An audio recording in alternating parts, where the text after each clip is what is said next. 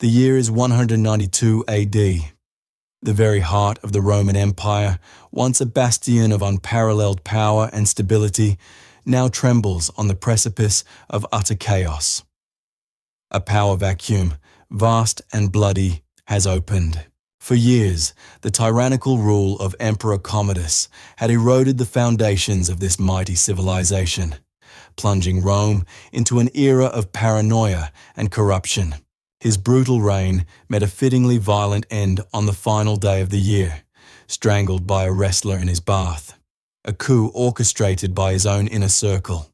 With Commodus's last breath, the illusion of imperial succession shattered, sending seismic shockwaves across every province, from Britannia to Egypt. The Praetorian Guard, ever opportunistic, brazenly auctioned the imperial throne to the highest bidder, a blatant act of corruption that ignited universal outrage and contempt. Rome, the eternal city, stood vulnerable, exposed to the raw, unchecked ambitions of men who saw not duty, but only an ultimate, unimaginable prize. The throne of the Roman Empire, an object of immense power, prestige, and unparalleled dominion, now lay undefended, awaiting its next claimant. In the wake of this assassination, the vast Roman world fractured. No single legitimate successor emerged, no clear path forward for the reeling state. Instead, three formidable figures, each commanding immense legions and considerable influence, stepped forward to lay their audacious claim. There was Pescennius Niger, holding sway over the rich eastern provinces, Clodius Albinus, formidable governor of Britannia, and Didius Julianus, who had bought the throne in Rome itself. The stage was thus set for an epic, brutal contest, a civil war that would determine not only Rome's next emperor, but its very destiny. Legions would clash across continents, cities would burn, and the fate of millions would hang precariously in the balance, decided by the edge of a sword. Yet, amidst this maelstrom of ambition and bloodshed, one man, seemingly an outsider from North Africa, would rise. His name, Septimius Severus. How could this provincial governor, initially commanding limited forces, navigate such treacherous political waters and challenge the combined might of three established powers? This is the compelling story of how Severus, against all odds, managed to strategically outmaneuver and decisively crush three powerful rival armies. Join us as we uncover the meticulous strategies, the brutal sacrifices, and the indomitable will that forged an empire anew from the ashes of chaos. The assassination of Pertinax sent shockwaves of confusion and outrage across the vast Roman Empire. His brief reign, meant to stabilize the chaos left by Commodus, instead ignited a powder keg of ambition and desperation. The very heart of Rome, the Praetorian Guard, committed an act of unparalleled treachery and avarice. They not only murdered an emperor, but then dared to put the most powerful office in the known world up for auction. In a scene of profound imperial degradation, the Praetorian barracks became a marketplace.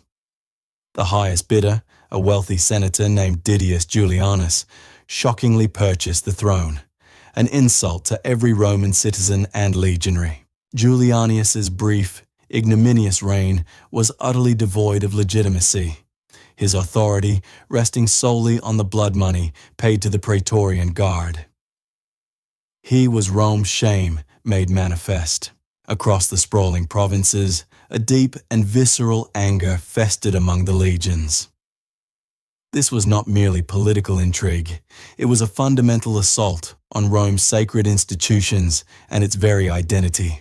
The concept of an emperor, chosen by the highest bid, rather than by merit, lineage, or martial prowess, was an intolerable affront to soldiers who bled for the empire. A powerful, universal cry for true leadership and justice resonated from Britannia to the distant deserts of Syria. The vacuum of power demanded a strong hand, a legitimate heir, or a formidable claimant. This moment of imperial crisis beckoned three powerful generals, each commanding loyal legions, each convinced they alone possessed the right and the might to restore Rome's honor and claim its throne. Our narrative now turns to these three towering figures, whose competing ambitions would plunge the empire into a brutal, multi-front civil war, testing its resilience to breaking point. First, to the sun-drenched lands of the east, we find Gaius Pescennius Niger, the seasoned governor of Syria. He was a man of considerable military experience and administrative skill. Niger commanded the formidable legions stationed in the strategically vital eastern provinces. These forces were hardened by skirmishes along the Parthian frontier and fiercely devoted to their general. His popularity among these eastern legions was immense, bordering on fanatical devotion. They saw in him a leader capable of restoring order and avenging the disgraced empire. Upon receiving news of Pertinax's assassination and Julianus's disgraceful ascension, Niger's troops acted with decisive swiftness, refusing to accept the travesty in Rome. They immediately proclaimed him emperor in Antioch, ignoring the capital's scandalous decree and affirming their unwavering loyalty to their chosen commander. Niger's claim was formidable, supported by the immense wealth and manpower of Egypt, Asia Minor, and Syria. He controlled crucial trade routes and vital grain supplies for Rome. His strategic position offered not only vast resources, but also access to naval power and the ability to strike westwards, should he choose. He was an emperor in waiting, poised for action. However, historical records suggest that despite his initial strong position, Niger often prioritized immediate popularity over sound, long-term strategic calculations, a critical vulnerability. He was widely perceived as a protector of stability in a perpetually volatile region, enhancing his appeal among the populace and the legions alike. His initial actions presented him as a man of honor, ready to reclaim Rome's integrity from the corrupt hands that now grasped its scepter. Moving northwest, across thousands of miles and the length of the empire, we encounter Decimus Clodius Albinus, the respected governor of Britannia. Albinus held command over the battle-hardened legions of Britain, forces forged in the harsh realities of frontier warfare against the unforgiving Caledonian tribes. These legions were renowned for their discipline and tenacity, their loyalty to Albinus Absolute, viewing him as a capable leader who understood their struggles. Albinus also enjoyed significant support within the Roman Senate, his noble lineage and established reputation lending him crucial political legitimacy and influence among the aristocracy. His senatorial connections and patrician background made him a far more palatable choice for many Roman elites than a provincial general from the distant east. He was a man of proven military skill, known for his stern discipline and cautious, methodical approach to command. He was a calculating rather than impulsive leader. Acclaimed by his loyal troops in Britannia, Albinus cautiously declared himself Augustus, but initially sought to solidify alliances rather than rush to confront Julianus directly.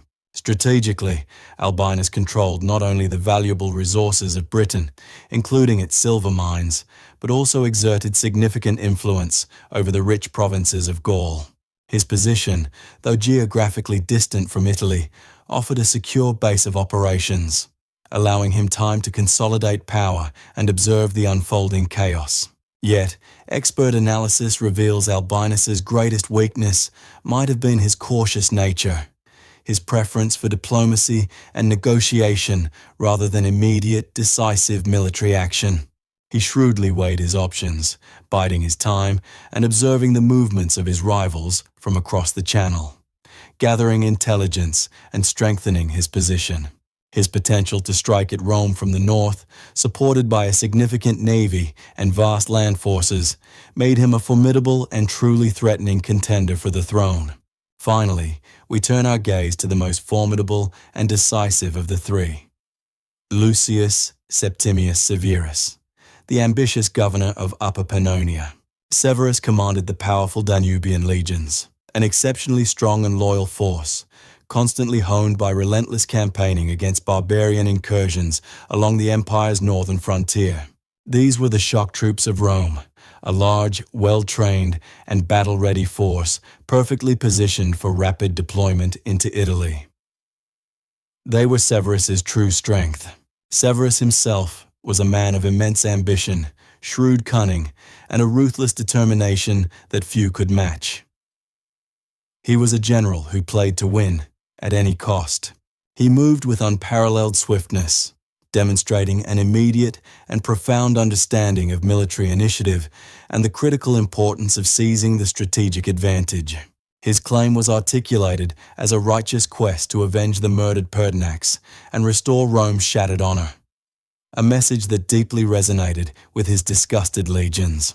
This powerful narrative of justice and vengeance ignited a fierce loyalty among his troops, appalled by the Praetorians' betrayal and the farce of Julianus's reign.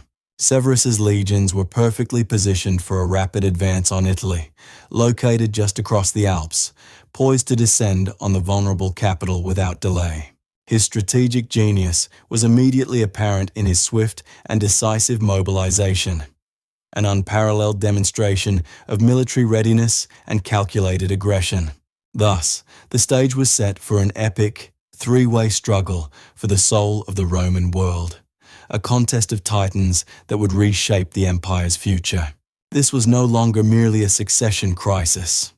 It was a catastrophic multi-front civil war, threatening to tear Rome apart and plunge it into utter ruin. Three colossal forces, each led by an ambitious general, each believing in the righteousness of their cause, now prepared for the monumental clash.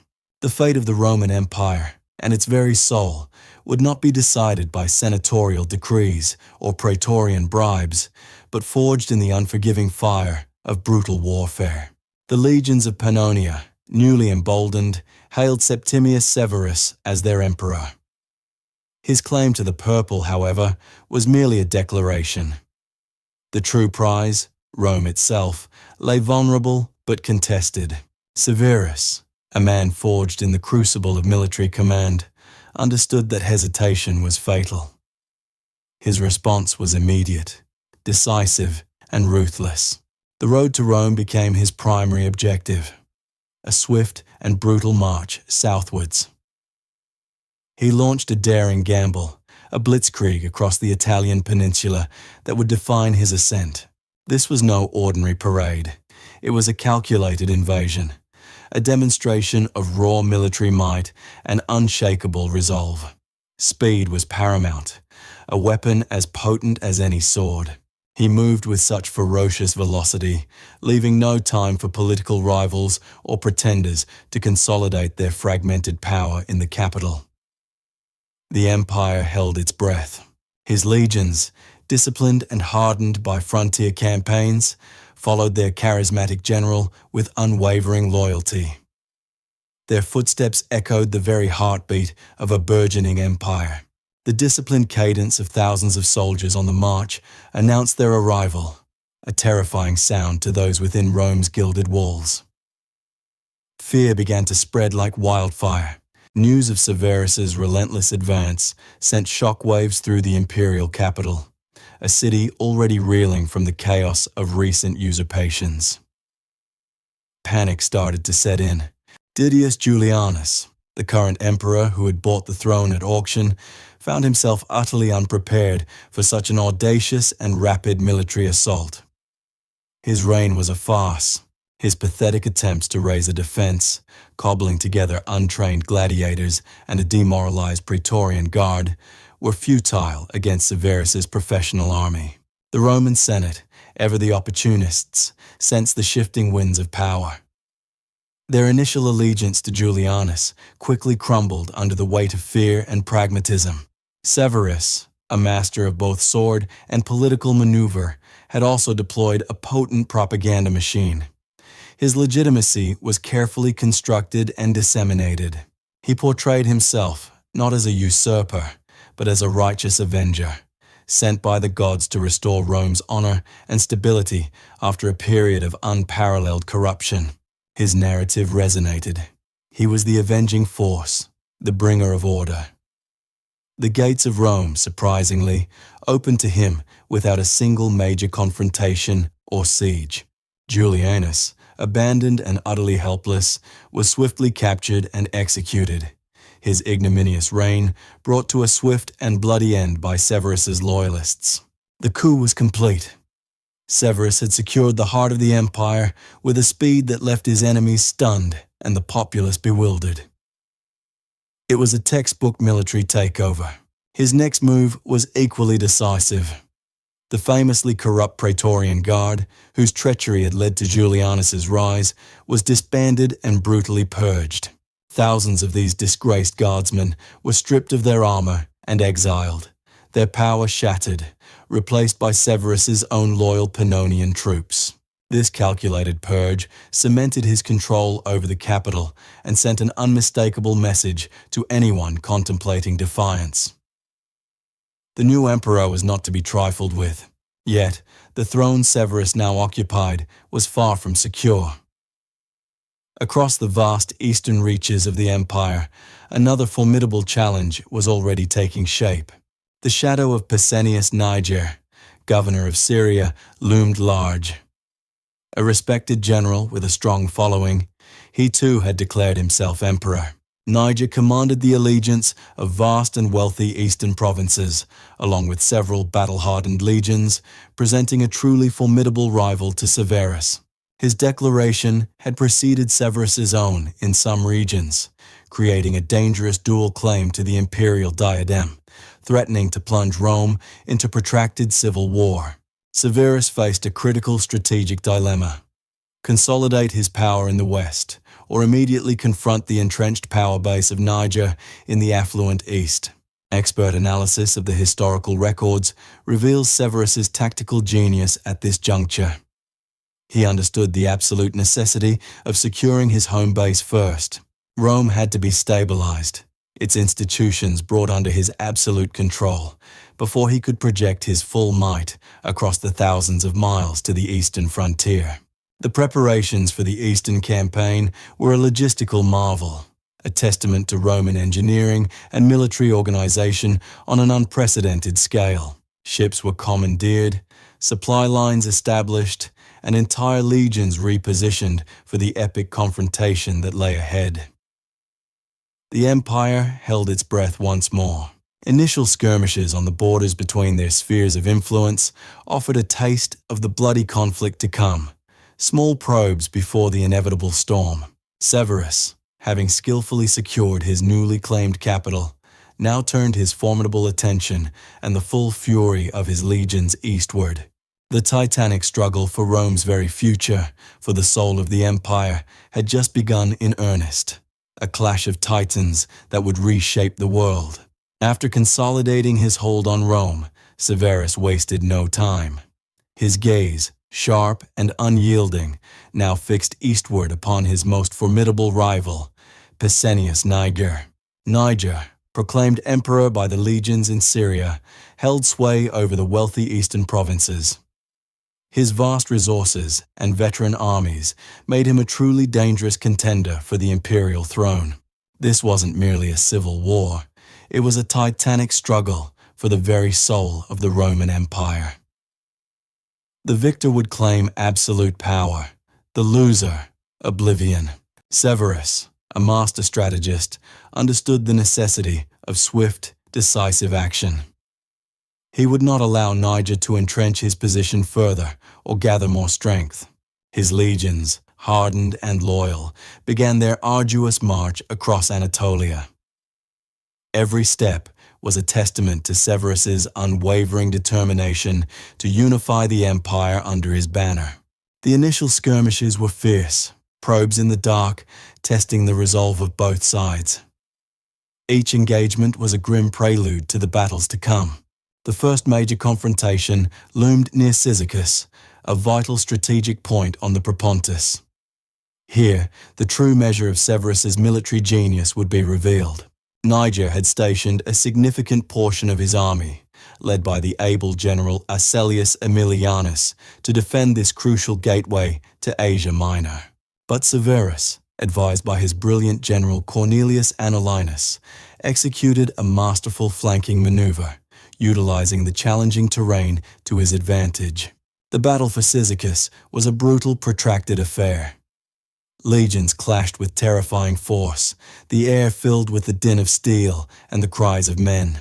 Through sheer tactical brilliance and the unwavering courage of his troops, Severus's forces managed to outmaneuver and ultimately shatter Niger's defensive line. The defeat at Cyzicus was a crushing blow to Niger, costing him valuable legions and a critical strategic foothold. His eastern dominance began to unravel. Niger, reeling from this setback, was forced to retreat deeper into Asia Minor, desperately trying to regroup and consolidate his remaining forces. But Severus was relentless. He pressed his advantage, his legions advancing with a hunger for victory that brooked no resistance. The momentum was unequivocally with him. The next pivotal encounter took place near the ancient city of Nicaea, a site steeped in history, destined now to witness another epoch-making struggle. Niger, recognizing the gravity of the situation, prepared for a more desperate stand. He hoped to halt Severus's advance and turn the tide of the war. The Battle of Nicaea was characterized by intense cavalry engagements and brutal infantry skirmishes. Both sides fought with savage intensity, knowing the stakes. Again, Severus's superior generalship and the cohesion of his legions proved decisive. They broke Niger's lines, inflicting heavy casualties and forcing another retreat. Nicaea confirmed Severus's absolute military superiority. Niger's authority was now severely diminished, his dream of empire fading with each lost battle. Defeated, demoralized, Niger fled southeastward, desperately seeking the safety of his power base in Syria, hoping for one last chance to rally support. Severus, however, was not content with merely pushing his rival back. He intended to extinguish Niger's claim entirely, once and for all. The stage was set for the ultimate confrontation on the hallowed, blood-soaked plains of Issus, a site famous for Alexander the Great's victory centuries prior. This ancient battlefield, a narrow pass between mountains and sea, would once again bear witness to an epic struggle for imperial destiny. Niger, cornered and with nowhere left to run, gathered every remaining soldier for a desperate final stand. His back to the wall, he would fight to the bitter end. Severus's veteran legions, forged in the crucible of these campaigns, arrived, their discipline and morale at an all-time high, ready for the decisive blow. The clash at Issus was a maelstrom of violence. Shields locked, spears thrust, and swords hacked in a brutal symphony of ancient warfare. Historical records speak of the sheer ferocity, a testament to the personal stakes for both leaders and the determination of their men. Rivers ran red with blood. Severus, understanding the terrain's constraints, skillfully deployed his forces, leveraging his superior heavy infantry against Niger's somewhat dispirited legions. Through a concentrated assault on Niger's center and a relentless push on his flanks, Severus's legions ultimately broke the resistance. Niger's army collapsed into a rout. The Emperor of the East fled the field, his imperial ambitions shattered, his power utterly extinguished. Captured soon after, Pescennius Niger met his end, his head sent to Severus as proof of his demise.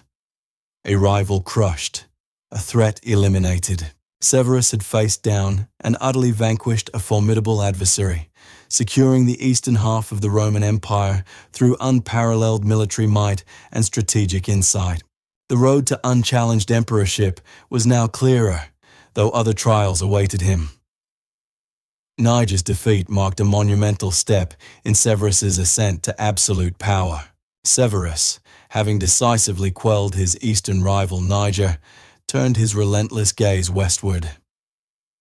His path to absolute power now faced one final colossal obstacle: Clodius Albinus. Albinus, a respected senator and governor of Britannia, commanded the formidable legions of the West. He was a man of noble birth, possessing a legitimate claim to the throne, supported by a wary Senate. For years, Severus had feigned alliance, granting Albinus the title of Caesar. But this fragile pact was always a temporary measure, a strategic deception until the East was secure. With Niger crushed, the mask dropped. Severus declared Albinus a public enemy, setting the stage for the ultimate bloody showdown for dominion over the Roman world. Historical records confirm this was no mere skirmish, but a clash of titans, involving arguably the largest Roman armies ever fielded against each other in a civil war. Severus, a master strategist, initiated a monumental march across the treacherous Alps. His legions, hardened by years of campaigning, were a disciplined veteran force.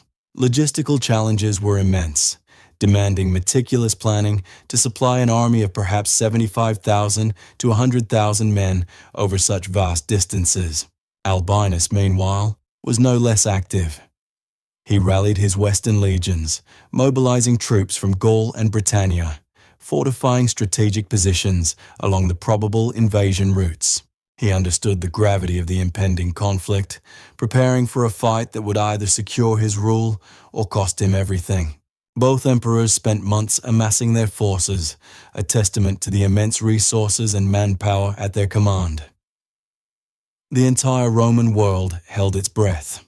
The chosen battlefield, by fate or design, would be near Lugdunum, modern-day Lyon in Gaul. A city of immense strategic importance, it lay at the crossroads of major Roman routes. Military analysts concur that the terrain around Lugdunum offered both sides opportunities for defensive strongholds and decisive engagements on open plains.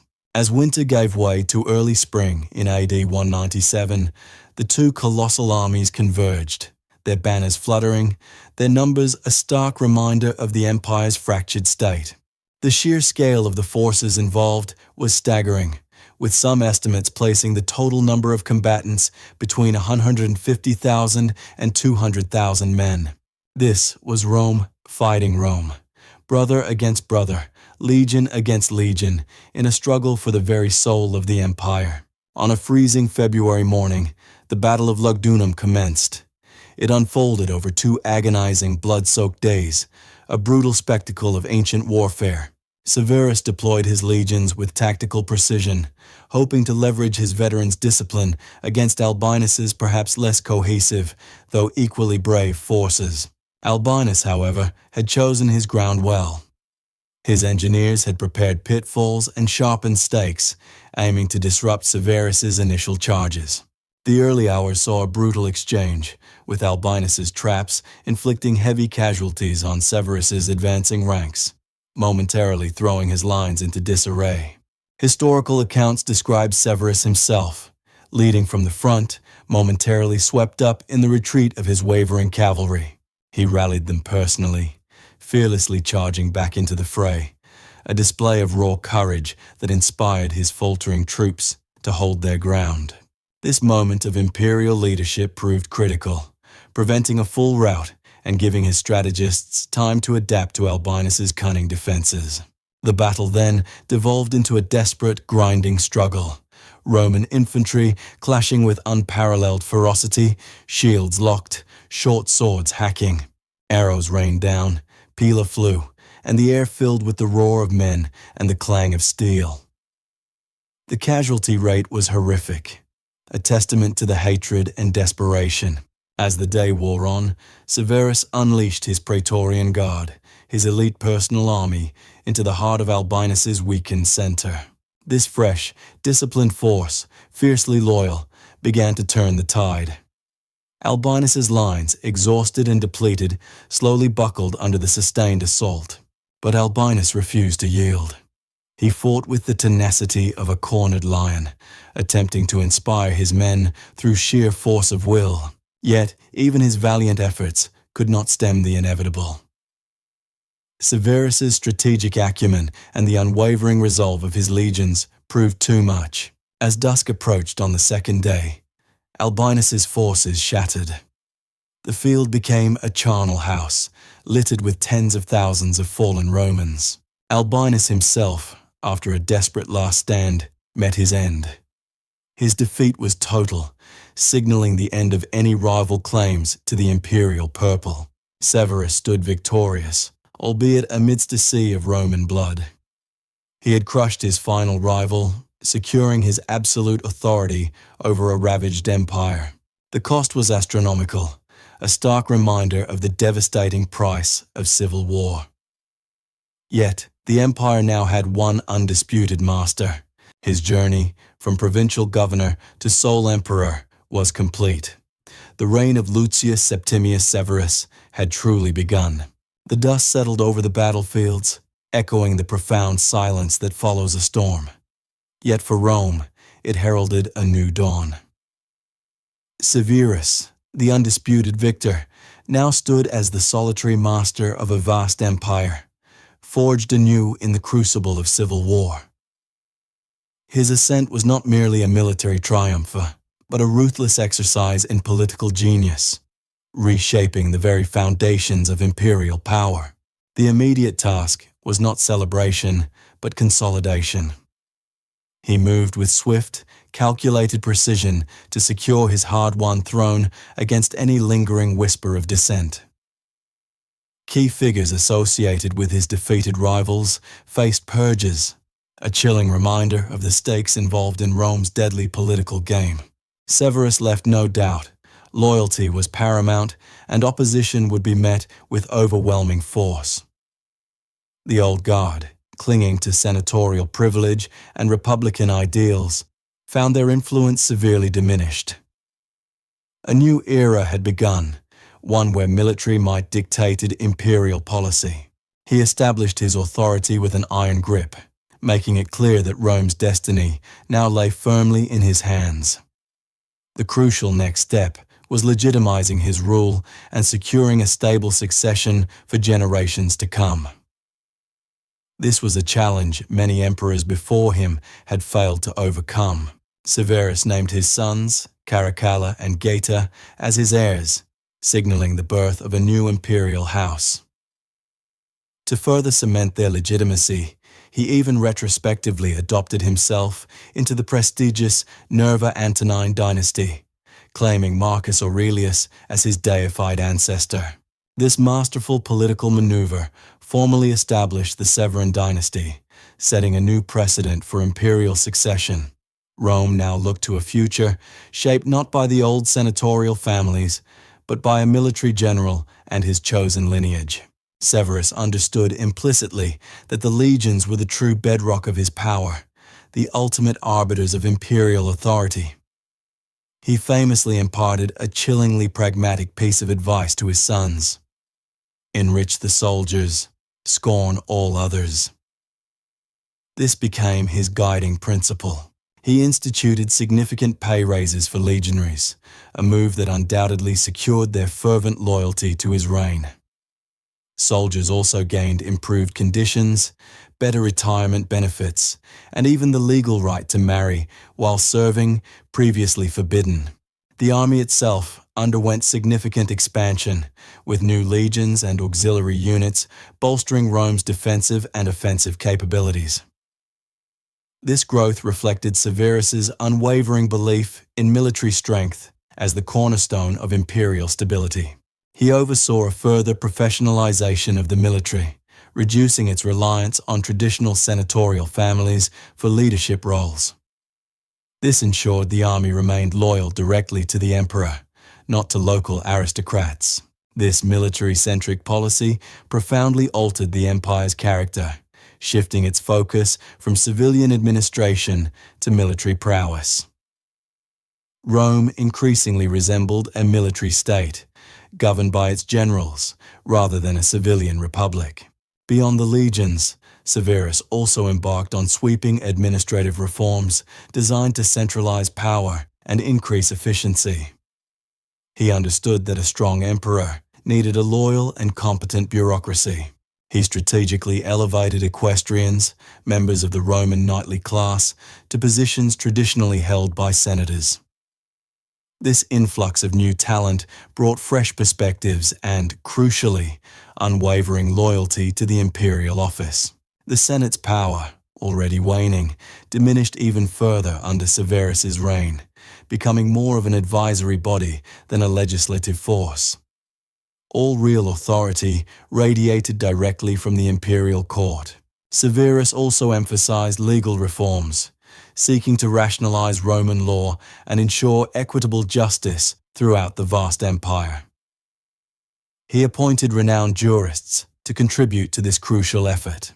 The imperial court itself underwent a transformation, becoming more akin to a sophisticated military headquarters, reflecting the emperor's background. It was efficient, disciplined, and utterly focused on imperial command. His African origins also infused a cosmopolitan flavor into Rome's highest circles, further diversifying the traditional Roman elite. Severus truly was a new kind of emperor for a new era. Severus's reign marked a pivotal shift in Roman imperial history, a definitive break from the Antonine Golden Age. He provided much-needed stability after decades of tumultuous civil strife and uncertainty. His reforms, particularly those concerning the military, undeniably strengthened the empire in the short term, allowing Rome to project its power effectively along its borders. He brought order out of chaos. However, the immense cost of enriching the soldiers and expanding the army placed considerable strain on imperial finances, a burden that would plague future emperors. This was the long-term price of stability. The elevation of the military to such a dominant position would have profound, long-term consequences, ultimately contributing to the political instability of the coming 3rd century crisis. His legacy is complex. The Severan dynasty, though relatively brief, set important precedents for future military emperors who would rise from the legions rather than the senatorial class. It forged a new path for Roman leadership. Severus left Rome undeniably stronger and more unified, but also undeniably more centralized and militarized. He reshaped its priorities and its very identity with a soldier's resolve. The blueprint for the tumultuous 3rd century was subtly laid during his reign, the seeds of future challenges sown alongside the reforms. He was a man who understood power and how to wield it. He built an empire from the ashes of civil war, meticulously crafting a new order through sheer determination and strategic brilliance. His vision was a testament to his unbreakable will. His legacy remains complex. A ruthless victor who stained his hands with the blood of rivals, yet also a skilled administrator and a pragmatic reformer who brought stability. He was Rome's Iron Emperor. Through fire and steel, Septimius Severus forged a new path for Rome, leaving an indelible mark on its destiny. His story is a testament to the enduring power of military genius and political will. Septimius Severus's incredible journey stands as a monumental testament to ambition, strategy, and unyielding resolve. He truly was the unstoppable will of Rome. From humble provincial origins, he masterfully outmaneuvered and decisively crushed not one, but 3 formidable rival armies. His strategic brilliance was undeniable. Each battle, a crucible of power, tested his mettle. Yet Severus emerged victorious, forging an empire through sheer force of will. His resolve was ironclad. Against staggering odds, his military genius and political acumen culminated in securing the most powerful throne in the ancient world. Rome bowed to his dominance. His story is a powerful reminder that history's grandest stages are often conquered by those who refuse to yield, transforming ambition into lasting legacy. Such epic struggles for power define epochs, revealing the enduring human spirit amidst the brutal realities of ancient warfare and leadership. We invite you to continue exploring these magnificent sagas of ancient military history, where every clash reshaped civilization. Join us for more profound journeys. If you found Severus's ascent captivating, subscribe to Echoes of Antiquity for future cinematic analyses of history's greatest commanders and conflicts. Share your thoughts on Severus's monumental struggle for power in the comments below. Who do you believe was his most formidable adversary? Until next time, remember that understanding these timeless battles illuminates the very foundations of courage, strategy, and enduring human ambition.